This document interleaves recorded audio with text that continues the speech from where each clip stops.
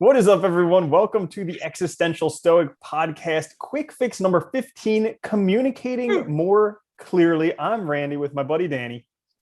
Hey, Randy. Hey, Danny. So today we are talking about communication. Turns out you can't not communicate. We just learned that in our full-length episode this week. We did. Yeah. It's one of the paradoxes of life.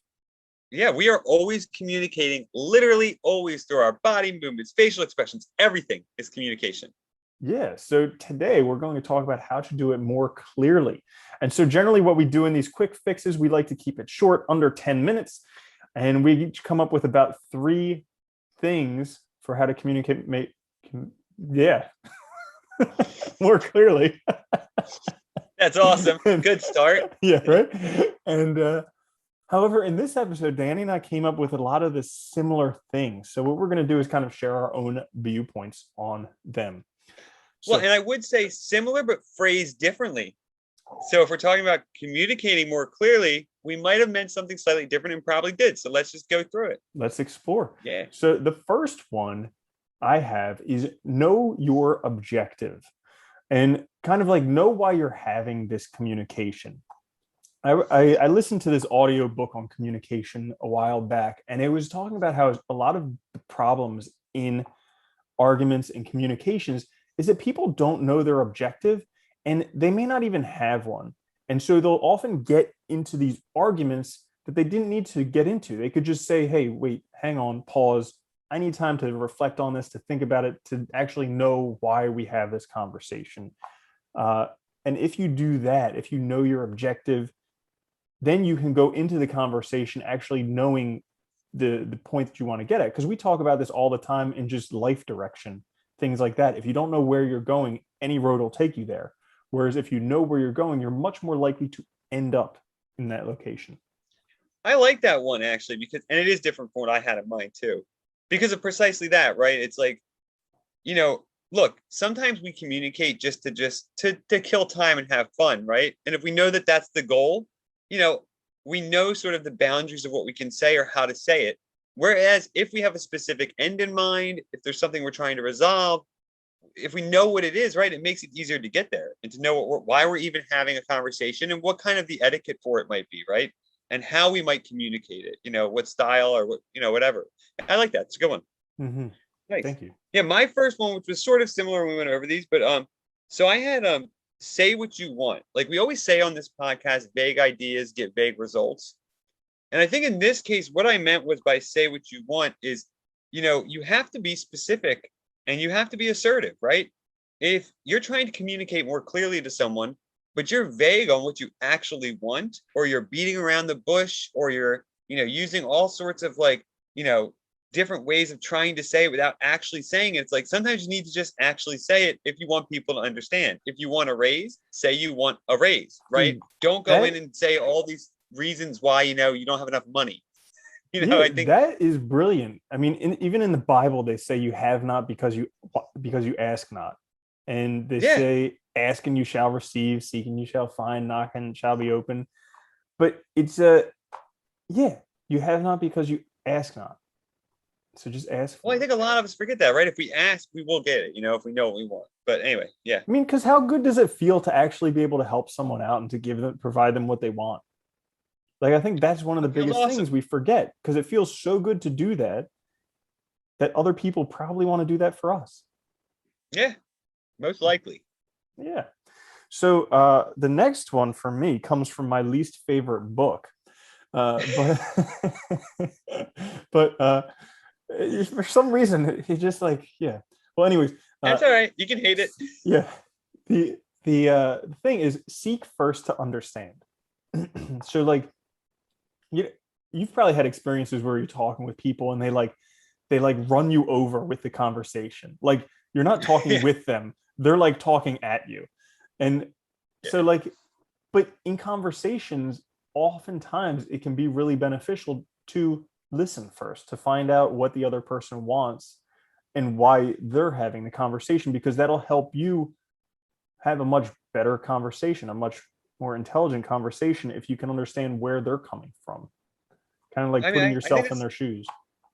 It's a good one though, because I think, Look, a lot of things we struggle with in life in general are from either ignorance or misunderstanding. And when we're talking about communicating more clearly, I mean, understanding has got to be part of that, right? Because if we don't understand what the problem is, if we don't understand what we're talking about, I mean, we're just not going to be able to communicate, right? We're not going to be able to convey any clear ideas or even, whatever. So I think that's a great one. Mm-hmm. All right, my next one I have is take your time. Now I know this is similar to one of yours, but I guess what I meant here actually, I meant this very literally in the sense of like a lot of times I think when we're trying to communicate, especially if we're excited, emotional, whatever, we will rush through things and it'll get all muddled or awkward or said very weird. And or sometimes just like if we're rushing through, we're not really thinking things through clearly, our emotions get in the way. So taking our time, just slowing down, sometimes taking a step back, we can communicate way more effectively, way more clearly because we take the time to hear what we're saying, essentially. Mm-hmm. That's what I meant by it. Yeah, that's a really good way to put it. A little bit different than what I had with slow down. So Like, my next one was slow down, and this kind of comes specifically from uh, doing stuff in like pickup, but also it's from this book that I'm reading now on social engineering. So in terms of pickup, like I noticed whenever I was going to talk with girls, I would be talking fast because I was nervous.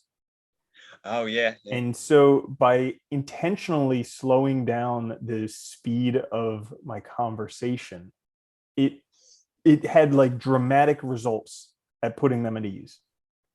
But you So know what it was too? You probably looked more confident or seemed more confident because mhm. that nervousness is, I mean, especially talking fast is it's a simple, easy sign of nervousness, right? It screams nervous. So And like, also I mean, that helps.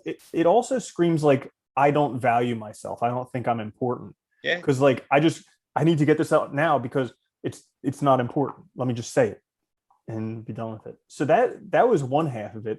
The other half was something that I just learned the other day from this book, Social Engineering, uh, where like whenever we have a conversation with people, they're trying to figure out four things immediately. All right. Those four things are: who are you? What do you want? Are you a threat? And how long is this going to take? And like those are four things that everybody wants to find out immediately so that you can basically put somebody in a box and not have to worry about them. And so by Ah, slowing down, I think it helps allay that are you a threat type of thing. Like that it, makes, you're not it, trying to like confuse them or whatever, or it gives yeah. them time to process those four things while they're getting more comfortable with you. And Oh, that's interesting. See, I'm glad we included this. yeah, Maybe we should right. do this more often because apparently, I mean, and that's the different perspective thing, right? I mean, that's funny, but that's good. Yeah, that's a good one. It's like one of life's paradoxes. It is. If only somebody did an episode on that. Oh wait, We we did. did. You could Yeah. listen to it. You should. It's awesome. Mhm. That's a good one, dude. I'm really glad we included both. All right, my last one is kind of a proverb sort of, but it's say more by saying less. And here what I meant by this actually was like, again, we communicate so much without actually verbal communication. And I think, there's that saying, what is it like don't tell me, show me. And I think, when we talk about, communicating more clearly, we forget how much, our actions speak, our values are seen through our actions. And really, like a lot of times we don't need to say anything. To communicate clearly, we need to take action. We don't need to tell somebody that we love them. We need to show them that we love them through action, right? Or we need to, show a friend that we care by actually doing something for them or whatever, right? But like, a lot of times I think that we forget this. We focus too much on the verbal and we forget about all the other ways we communicate that we can actually say very clearly what we mean and Mm-hmm. what we value in the world. Yeah. Yeah, that's a great point. That was even mentioned in Think and Grow Rich. He said, tell everyone what you're going to do, but show them first. There's a few philosophers who have mentioned that too.